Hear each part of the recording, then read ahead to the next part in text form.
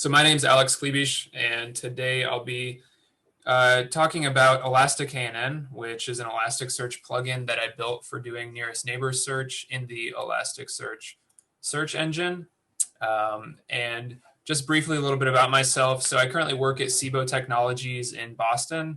So our main product is a carbon credit marketplace for farmland. So that basically means users can buy carbon credits, and we match those credits to farmers who then receive capital to invest in more environmentally friendly management practices, which can sequester and reduce CO2. And we do use Elasticsearch in our main app, but I don't work on that part. I work primarily on sort of our internal web services and data pipelines that run all of the various agronomic and environmental models that we use to evaluate farmland. And I primarily use Scala and Postgres on a day-to-day basis. We run on Kubernetes in Amazon. And then in my free time, I'm sort of a hobbyist nearest neighbor search enthusiast. And that's what brings me here today. In general, I just think it's a nice combination of interesting math and computer science problems, and the applications are pretty cool as well. So yeah, let's get into it. So just a quick overview of the talk. I'll briefly introduce nearest neighbor search as a concept, and then I'm going to do a live demo of Elastiknn on a very simple small data set that I think shows off its features nicely. And then I'll talk about the performance, the various trade-offs you should consider if you want to use Elastiknn, and then there are a couple alternatives I want to briefly cover as well. I'm shooting for about 30 minutes total, and then we can take as much time as people want for Q&A at the end. So the first thing I want to introduce is the idea of nearest neighbor search. It's often referred to as KNN, so K nearest neighbor search, where K is the number of neighbors you want to find. Similarity search, vector search, neural search sometimes. So there are various names, and I think it'll make sense because it's a pretty general pattern. But the first thing you need for KNN is a set of vectors.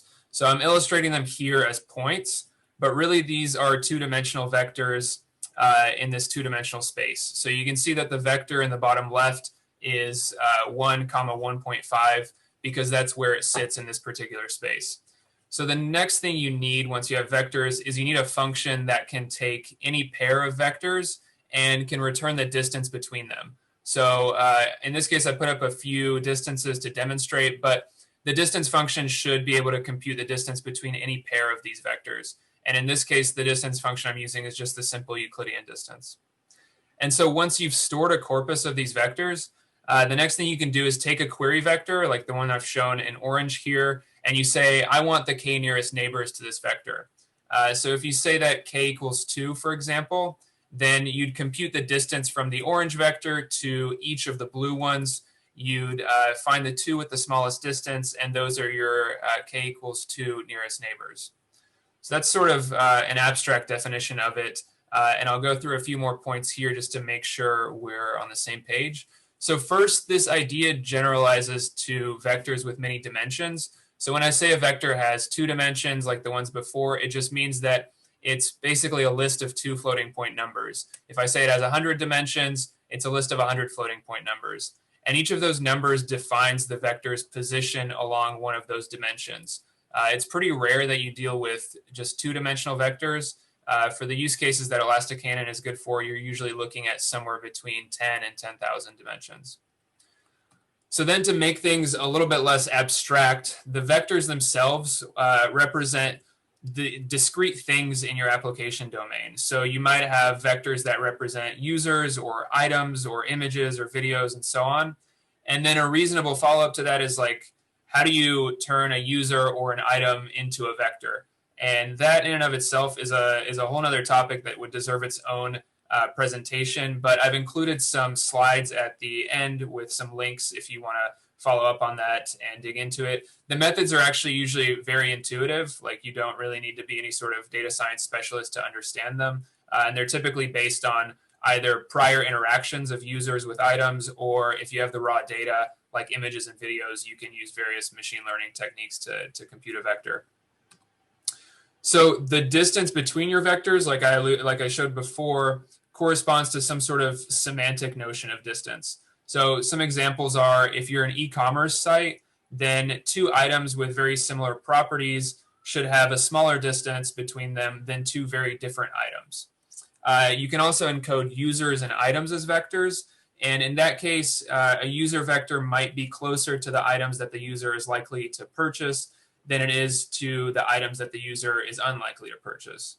And there are several ways to compute pairwise distance. I've listed some of them here. And typically, they're just very simple mathematical functions, like the Euclidean distance is just basically using the Pythagorean theorem to compute a straight line between two vectors. And then finally, final note on distances is that sometimes you'll hear similarity used sort of interchangeably with distance. And that's just because with some of these functions, it's easier to express the number that comes out of it as a similarity than it is to express it as a distance. But basically, if you're doing KNN, you want to find the items with the highest similarity or the items with the lowest distance. It's pretty much equivalent.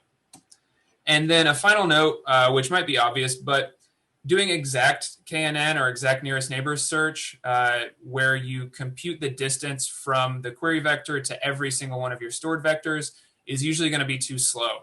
So obviously it scales with the size of your data set. So as you add more and more vectors to your data set, the queries are going to become slower and slower.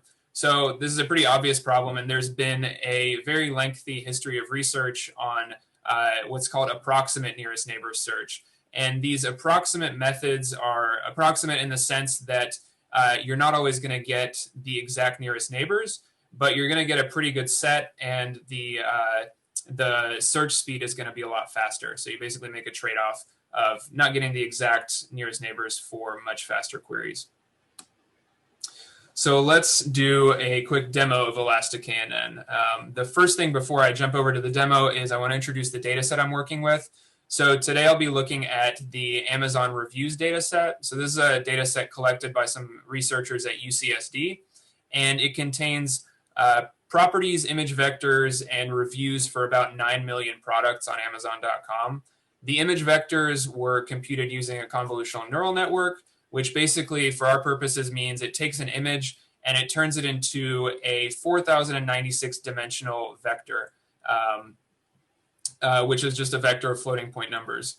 And since we have product data and an image vector for each of these products, this makes it a particularly good candidate for combining regular Elasticsearch queries, like text queries, with nearest neighbor queries, which are offered by Elastiknn.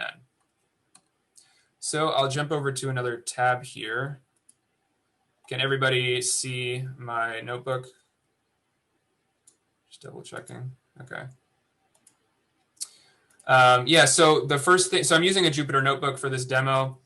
Pretty simple, straightforward stuff. But the first thing that I'm going to do is just run some imports to get a few libraries available to me.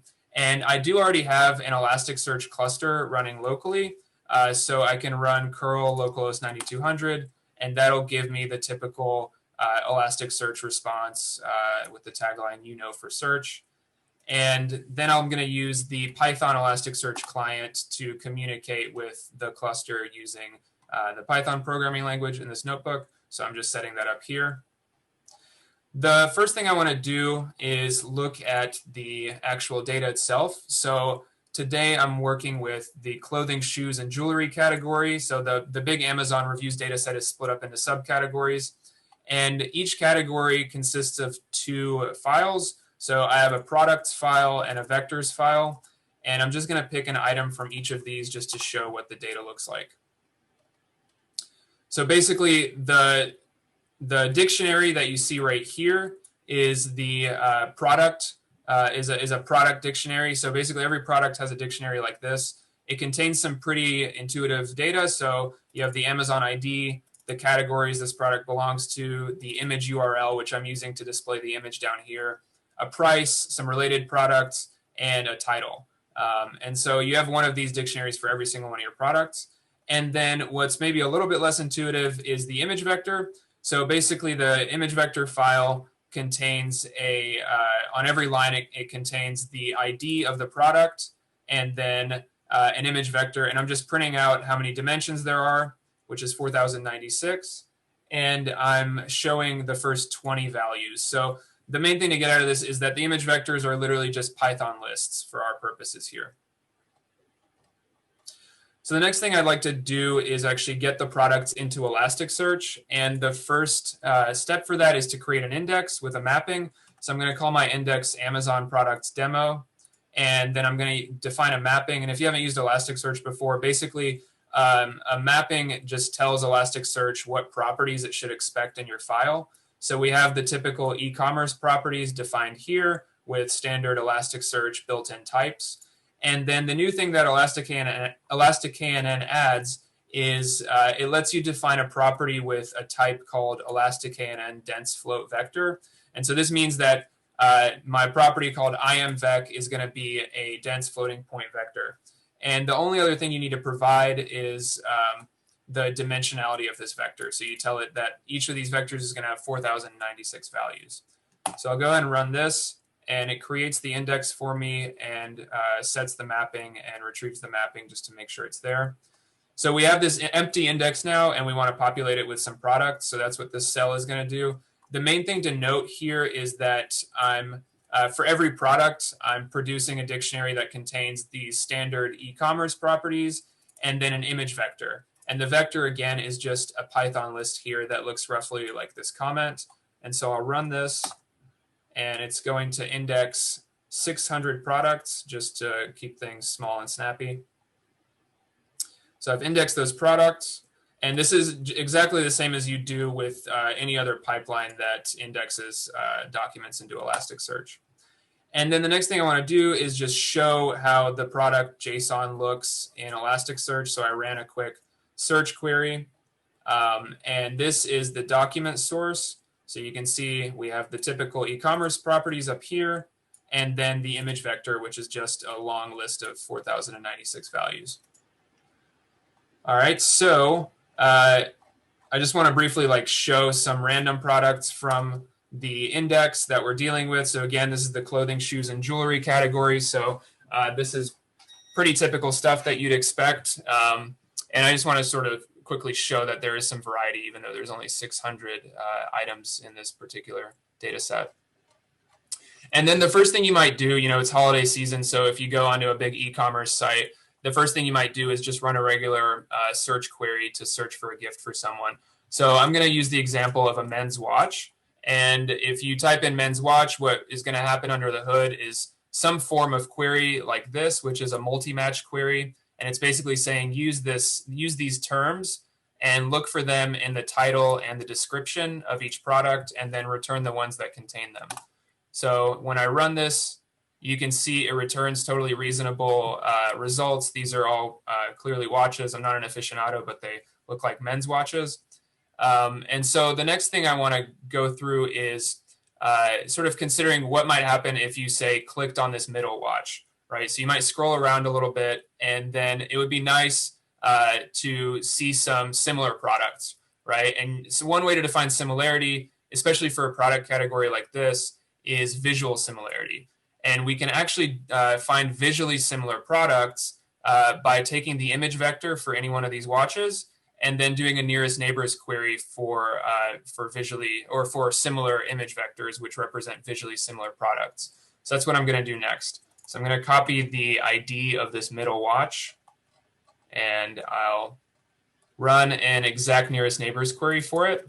The first step to doing that is to just fetch the image vector from Elasticsearch. So you can see I just retrieved the image vector and printed out the first few values. And then the next thing I need to do is compose a new query. So this is going to be an Elastiknn nearest neighbors query. And this query type is included with Elastiknn. So once you install the plugin, you're able to use this type of query. And it takes a few properties. The first one, obviously, it takes the query vector. So we're looking for the nearest neighbors to this vector of floating point numbers. The next thing is you have to tell it which field am I comparing against. So we're comparing against the imvec field, which we stored before. And then what similarity function am I using? So I'm going to use the angular similarity function, which basically just considers the angle between these any pair of vectors. If you sort of drew them starting at the origin and drew them out, then what we're really looking for is vectors which point in a similar direction. And then you tell it which model to use. So I'm going to use the exact model, and that's the simplest one to start with, so I'll just go from there.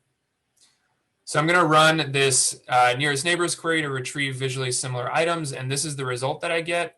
The first result, the nearest neighbor, is the item itself. So that makes sense. It's kind of a good sanity check that the nearest neighbor to a vector is the vector itself because the distance is 0. But then what I want to note is that I was able to retrieve another watch, which actually looks very similar. It has a lot of the same properties. So it has this sort of yellow tint on the background. It's got a silver frame, and then it's got a dark leather strap. So this one in particular stands out as being much more visually similar than if I would have just searched for men's watch. And even on these, you can see there's some similar visual properties like the darkness on the strap on this one. So one thing I want to note here now is that it says it found 600 hits in 37 milliseconds. So if you remember, I indexed a total of 600 documents. And so it's saying it found 600 hits, which means it went out and it scored every single one of those documents. So this is fine when you have a couple hundred or a few hundred documents, but you really start to notice the latency add up once you're dealing with thousands or millions of documents. So that's where the idea of approximate nearest neighbors search comes in. And that's what I want to go into next. I want to see if I can be a little bit more efficient by using an approximate nearest neighbors search query. So the first thing to do to support an approximate nearest neighbors search query is basically to reindex the data with a slightly different mapping. So I'm using the same index name. I'm using the exact same properties here for the e-commerce fields. And then I'm using an image vector field, same type. And I'm also defining that it has 4,096 dimensions, but I have to define a few more properties here. So the first property that I have to define is the similarity. So to support approximate queries, you have to define the similarity that you want to use up front. So we're going to stick with the angular similarity. And then you need to define a model. So this is model in the sense of like data science model. And this model basically determines how the approximate nearest neighbors queries are implemented. The main model that's supported by Elastiknn is called LSH, and it stands for locality sensitive hashing. And that could be its own 30-minute presentation. But the general idea is that the model takes each vector and it hashes it into a set of hashes, which are you could literally just think of them as words. And then it stores these words, which represent a vector, and it defines the words in such a way that two vectors with very high similarity should have a very high probability of sharing common words, right, or sharing common hashes. So with a typical hash function, you want to avoid collisions. And in this case, you want to actually induce collisions with a probability that's proportional to the actual similarity, the exact similarity. And then these last two parameters are just a couple of sort of tuning knobs for the LSH model. They control the trade-off between precision and recall, and they're documented in the Elastiknn documentation. But basically, these are you figure these out empirically, and they sort of depend on your use case. But yeah, so the main thing to note here is that I'm creating a new index with a slightly modified mapping in order to support approximate queries. And I'm just going to re-index the documents briefly. All right, so I've indexed all 600 of them. And then I'll take a look at one of them, right? So I'm just pulling up the document source. And you can see, if you just look at the JSON that's stored, it's exactly the same as it was before. So on a surface level, the document looks exactly the same. Under the hood, it is actually indexing these hashes in a way that will support approximate nearest neighbors queries. All right, so I've indexed the document, and the next thing to do is to run an actual query. So to do that, I'm going to use the same query type. I'm going to define the vector the same way as I did before. I'll define the image vector field the same. The angular similarity is the same. The only difference is that now I'm telling it to use an LSH model, and I'm telling it to use 100 candidates. All right, and so just to make this clear, the LSH model corresponds back to the model that we use to index the vectors, so you have to use the same model. And then the number of candidates, Basically, the way that LSH works is it looks up a set of approximate candidates. So out of 600, it might find like 300 approximate candidates. And then it takes a subset of those as sort of the best approximate candidates, and it computes the exact similarity for those. So the number 100 here basically defines how many of the top approximate candidates it's going to take and recompute the exact similarity score for them. So I'll go ahead and run this. And you can see we get back the exact same results. And there's not a huge difference in performance here because it's such a small data set. But the thing to note here is that it actually says it found 500 hits instead of 600. So basically what it did was it used this approximate model to narrow down to a subset of all the documents. And then it picked the best ones out of those, the best 100 out of those, and computed the exact similarity score for them and then returned it. So that's the gist of how you do an approximate nearest neighbors query. And I'll get into more about performance to see why it actually matters once I get back to the slides. Now, the final thing I want to mention is how you would combine standard and nearest neighbors queries. So one thing you might notice about the two watches here is that they have leather straps, for example. So if you're dealing with this category, then you might just, and you want more similar products to those, you might just run a query for the term leather, in which case you get back some products that are definitely made out of leather, like wallets and bags and shoes and stuff, but you're not going to get back watches. So one thing that I think is pretty cool you can do is you can actually compose this query for the term leather with a nearest neighbors query with the original image vector. So that's what I'm doing here. I'm using a function score query, which basically executes this query for the term leather. And then for each document that matched that query, it's going to compute a nearest neighbors score for it. And then it's going to return the top nearest neighbors out of that subset. So once I run this, you can see that it comes back with results which are all watches. So we're representing the visual similarity, but they also all have leather straps. So we were able to narrow them down using text. So that's sort of how you'd combine the standard Elasticsearch query with the nearest neighbors query. All right, so let me jump back over to the slides. So hopefully that was useful to get a sense of how Elastiknn works. I'm just going to sort of go through the full functionality here. So first, Elastiknn lets you store dense floating point and sparse Boolean vectors. So in that example, we were working with dense floating point vectors. And then it allows you to do exact and approximate nearest neighbors search. And for dense vectors, it supports 3 similarity functions, so L2, L1, and angular, which is the one that we used. And then for sparse vectors, it supports the Jacquard and the Hamming similarity. And it allows you to integrate with standard Elasticsearch queries like I showed in the demo. So that will work with a number of other Elasticsearch queries that you might combine it with. And then a big thing, in my opinion, is that as you make changes to vectors, the changes are reflected in sort of a near real-time fashion in your search results. So modifying or adding or deleting a vector is no different than modifying or adding or deleting a document. And I'm mentioning this because if you go out and look at a lot of the approximate nearest neighbors search libraries that are available out there, you'll find that most of them, the way they work is you start off by building a static index of your data set, and then you can run queries against it. But as soon as you want to add or remove or change vectors, you actually have to completely rebuild the index. So I think it's pretty neat that Elastiknn allows you to support this use case.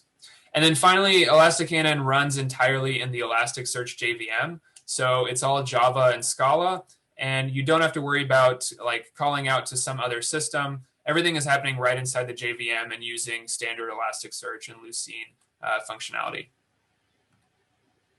So let's look at performance, some alternatives, and some of the trade-offs you should consider. So in general, performance for nearest neighbors search is measured as the trade-off between recall, so the number of true nearest neighbors that you received, and queries per second for a specific data set. So in this slide, I'm looking at the performance for a data set called Fashion MNIST. And this data set is a typical benchmark data set for this problem, and it has 60,000 vectors. Each one has 784 dimensions. And to measure performance, basically what I did is I tried a bunch of mappings and a bunch of queries on 2 different cluster configurations. and I plotted the sort of best trade-off frontier here. So you can see the two exact mappings in the bottom right are perfect in terms of recall, so they get a recall of 1.0, but they're pretty slow. You typically, you're sitting at around 10 queries per second. And then in red and teal, you can see the approximate mappings and the approximate queries. And these are a lot more interesting in terms of performance because you can actually start to make a trade-off. And so the red dots here are for an Elasticsearch cluster where there's a single node, a single shard, and a single thread for running searches, and I'm executing one query at a time. So everything is fully serialized, no parallelism. And I'm highlighting here that you can get 0.9 recall and still have about 100 queries per second. And then the teal dots here are for a cluster with 3 nodes, 3 shards, 3 search threads on every node, and I'm running 20 queries in parallel. And with this setup, you can get around 90% recall and have around 580 queries per second. So you definitely see a speed up once you start to throw a little bit more parallelism at the problem. So I've run this same type of analysis for 3 different data sets, and the results are on the URL here, elastiknn.com/performance. And you can also download a CSV of the exact model configuration that I used for each of these curves. So if you know that your data set is similar to any one of the data sets that I've analyzed, you can basically just avoid doing a bunch of benchmarking yourself and download a good set of parameters for it. All right, so what are the alternatives to Elastiknn? So there are 2 that I'll mention, or 2 main ones, and I'll mention both of them. The first one is called XPack, and it's part of Elasticsearch. And XPack has supported exact queries on dense vectors since version 7.3. And so these are exact queries. So like I mentioned before, you're going to have to visit every single document in the index. So it's not particularly efficient. But if you can narrow it down so that you're only dealing with about 10,000 documents, so you basically combine it, if you can combine a query to get it down to where you're dealing with a small subset of your full index, then the latency is actually pretty good. So that's one option. And then the other option is the Open Distro KNN plugin. So this is a Elasticsearch plugin that's maintained by some folks at Amazon. I haven't used it extensively myself, but according to their documentation, it supports exact and approximate queries for the Euclidean and Angular similarity. It is about, I've seen a benchmark where it's about 3 times faster than Elastiknn. And one thing to note with this is that under the hood, it's using a C++ library called nmslib to store the vectors and run the queries. So it's actually running your, you're running your Elasticsearch JVM, and then you're running a sort of sidecar program that sits alongside it for the nearest neighbors functionality. So like I said before, Elastiknn sits fully within the Elasticsearch JVM. So that's one thing to consider if you're comparing these 2. And then there's been a fair amount of related work towards integrating nearest neighbors search with Elasticsearch. A lot of interesting discussions, papers, and sort of proof of concept projects, which I've linked here, and you can refer back to this later if you like. All right, and so let's look at the trade-offs as a final note for Elastiknn. So in terms of pros, I think the biggest win, in my opinion, and sort of what motivated me to build this was that Elastiknn lets you support nearest neighbors search without building out any additional system or functionality or service. So Elasticsearch is already a very robust search service or a very robust distributed system. And so by bringing nearest neighbor search into Elasticsearch, you can leverage all of that infrastructure, which you're going to maintain anyways, and you have one fewer additional system to build and manage. And then a second big one is that I think you'll find it's a pretty big plus that you can update and modify and delete vectors just like regular Elasticsearch documents. And like I noted before, this is actually a pretty rare feature and was actually one of the other motivating features for me to build this plugin. Of course, there are always some cons.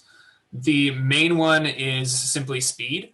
So if you're just looking at raw single-threaded performance, Elastiknn is about an order of magnitude slower for the same recall compared to some of the methods that run in a purely offline or batch fashion. So very few of these methods actually satisfy the 2 pros that I listed above. They typically require you to run a batch job that pre-computes all of your nearest neighbors, and then you cache those in some system, and then you repeat these batch jobs anytime your data changes. So Elastiknn still handles in the hundreds of queries per second, but there are some really, really highly optimized systems that will get into the thousands or tens of thousands per second. And then if you're really interested in pure speed, I'd recommend looking at the ANN benchmarks project, which lists a lot of these really high performance methods. Okay, so to summarize, Elastiknn is a plugin that brings exact and approximate nearest neighbor search to Elasticsearch. This means you can store and search both dense and sparse vectors with 5 different similarity functions. It's open source, Apache 2.0 license, and I'm actively accepting PRs and fixing issues. Keep in mind, it's pretty much a hobby project for me, but there's been a lot of spare time recently, and I really enjoy working on it, so I plan to continue maintaining it. And there are a few topics that I wish I could have covered today that I hopefully will be able to in a future blog post or another talk. One of them is, how does the approximate similarity search actually work? I think it's a fairly interesting topic. And then another one is a few interesting JVM and Lucene performance optimizations that I made that made a big difference. And then finally, here are the links to the GitHub repo and the documentation site. And yeah, check out the repo, post issues, post questions. And yeah, at this point, I'm happy to open it up for any questions.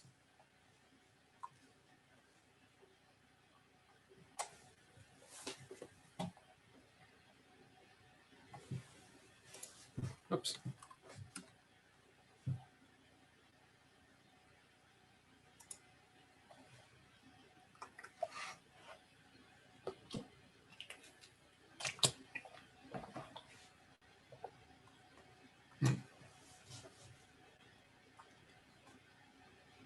Awesome. Well, thank you, Alex, for that. That was super great to see, really interesting. Happy to take any questions from folks if you want to throw something in the chat, or if you want to come off of mute to ask your question. We're happy to hang around for a few minutes. Yeah, definitely.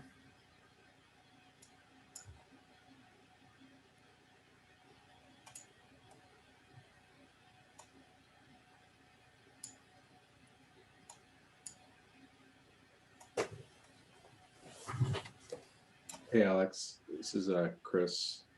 Maybe I missed it, but how did you get the neighbors rating? What you said you got it from, you were downloading from a data set from a California school, UCSD, I think, but yeah, or Amazon.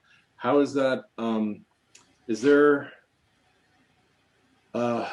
like, I'm seeing, you know, I'm obviously seeing this towards other media, like media, music, movie titles, that type of thing. Obviously, are very close to those type of things.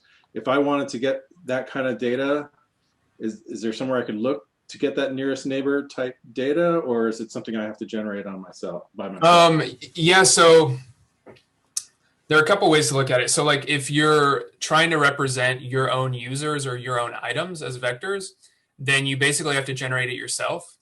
And roughly the way it works is you basically build a big matrix of users as like the columns and items as the rows, and then basically the number of interactions they had, or some other sort of notion of like interaction, maybe the products they purchased or total spending price for each one. And then you do matrix factorization, and it gets you down into like 20-dimensional or 50-dimensional vectors for each user and each product.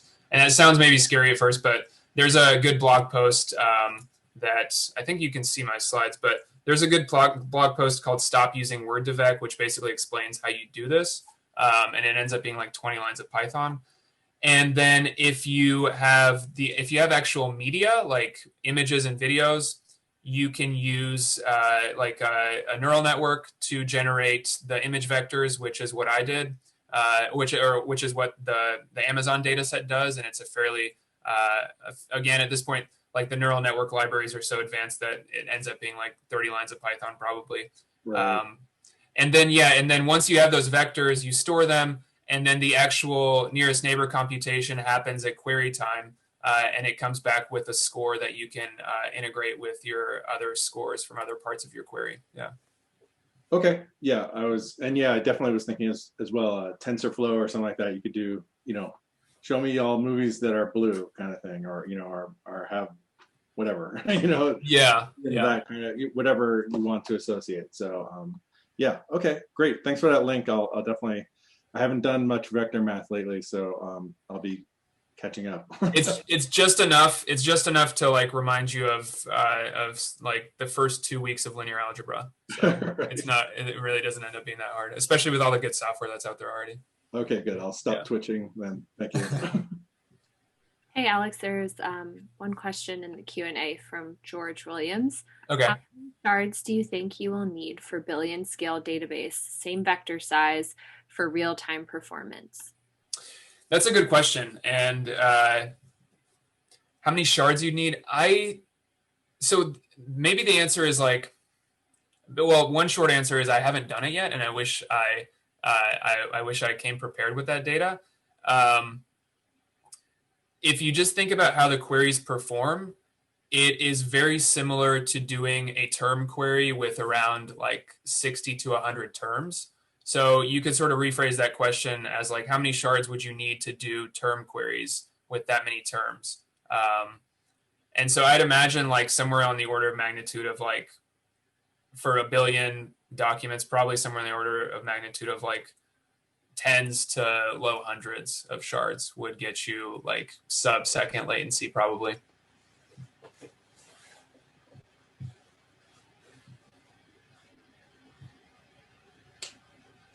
He says thanks. Cool. Yeah.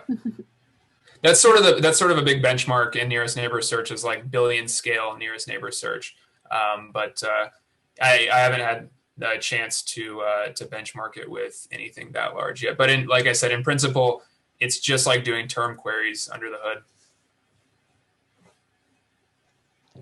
So I have a question that may be a bit tangential, Sure. but curious if you've created embeddings for large textual documents, maybe like description of the Amazon products. We're dealing with a lot of long news articles and other long text documents. Wondering kind of if you've found a good approach for creating embeddings for the large documents, or if you found it's better to chunk them up, and if better to chunk them up, how have you kind of tackled the breakpoints for that chunking exercise?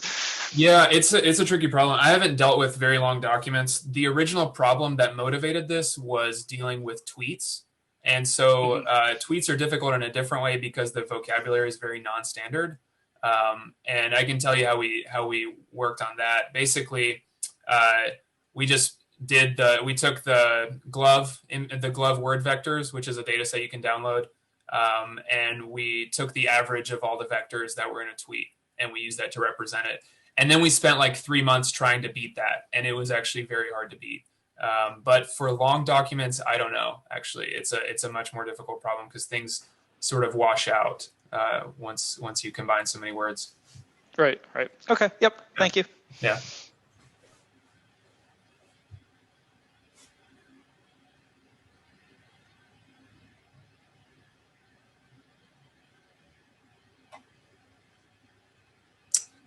Okay.